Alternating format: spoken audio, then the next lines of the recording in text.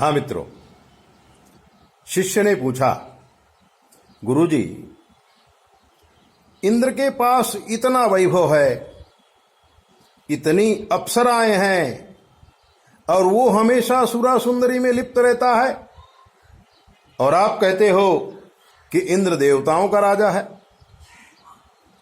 ये कैसे हो सकता है? इतना धनवान, इतना भोगी, और फिर भी इतना देवताओं का राजा। इसके विषय में कुछ प्रकाश डालिए। तब मैंने कहा था कि अप्सरा क्या है वो समझो। इंद्र के दरबार में उर्वशी, रंभा, तिलोत्तमा, अनेक प्रकार की अप्सराएं हैं। वो अप्सराएं ही तो वैभव का प्रतीक है। और देश काल में भी जब हम किसी दिव्य हीरोइन को देखते हैं, उसमें भी तो अप्सरा है। और छोटी सी बात करें तो हमारे घर की जो हमारी पत्नी है, वो भी अप्सरा ही है। अगर माने तो उसके अंदर ऐसे लक्षण हो तो अप्सरा कभी कभी आसमान में पहुंचा देती है, और वही अप्सरा हमारे पतन का कारण हो जाती है। अगर अच्छी पत्नी मिल गई, घर संसार बहुत ऊंचे चला जाता है, और खराब पत्नी मिल गई तो जीवन ही बर्बाद हो जाता है। भारत के निर्माण में अप्सराओं का बहुत बड़ा महत्व है। और उर्वशी का जिंदगी तो रघुवंश के साथ इतिहास में जुड़ी हुई है। भारत का नाम जिस शकुंतला पुत्र भरत से जुड़ा हुआ है, उनकी मां शकुंतला भी तो अप्सरा की ही पुत्री थी। बड़ी कहानियां हैं अप्सराओं की, लेकिन आज मैं आपको यह बता रहा हूं कि अप्सराओं के द्वारा महालक्ष्मी की प्राप्ति कैसे हो सकती है। इंद्र ने अप्सराओं की सिद्धि की थी। महालक्ष्मी का प्रतीक भी है अप्सरा, लेकिन हमारे विचार गंदे हैं, हमारी दृष्टि भोग दृष्टि है, हम समझ नहीं पाते हैं। इंद्र ने अप्सराओं की सिद्धि की थी, और उसके दरबार में अनेक अप्सराएं रहती हैं। आपने ये तो सुना होगा कि सृष्टि में जो सबसे ज्यादा तपस्वी होता है, वही देवताओं का राजा इंद्र बनता है।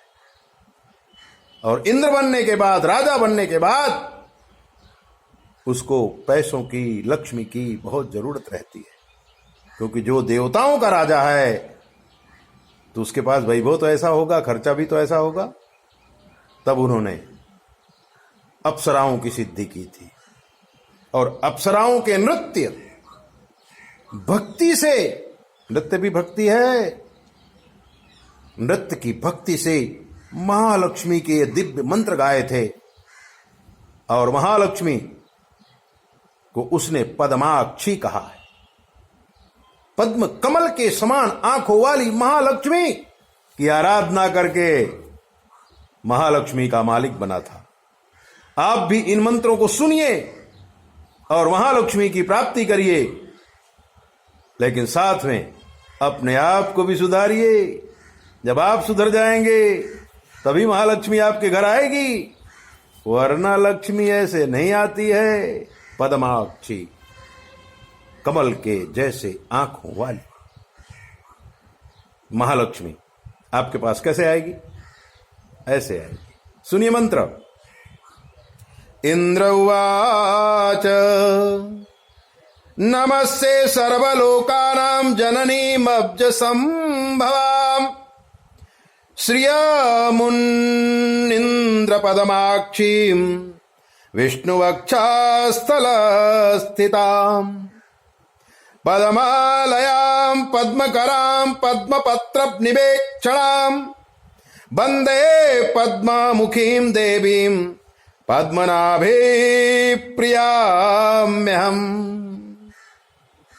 त्वं सिद्धिस्त्वं स्वधा स्वाहा सुधा त्वं लोकपावनी संध्या रात्रि प्रभाभूतेर मेधा श्रद्धा सरस्वती यज्ञ विद्या महाविद्या गुह्य विद्या च शोभने आत्मविद्या च देवी त्वं विमुक्ति फलदायिनी आन्वीक्षिकी त्रयीवार्ता दंडनीतिस्त्वमेव च सौम्या सौम्यर्जगद्रूपैस्त्वयैतव देवी पूरितम् का त्वन्या त्वामृते देवी सर्वयज्ञमयं वपु अध्यास्ते देवदेवस्य योगी चिन्त्यं गदाव्रतः त्वया देवी परित्यक्तं सकलं भुवनत्रयं विनष्ट प्रायं भवत्य एदानीं समेधितम् दाराः पुत्रास्तथा गारस् ऊर्ध्वान्यधनादिकम् भवत्ते तन्महाभागे नित्यं त्वदीक्षी त्वदीक्षणान्निणा।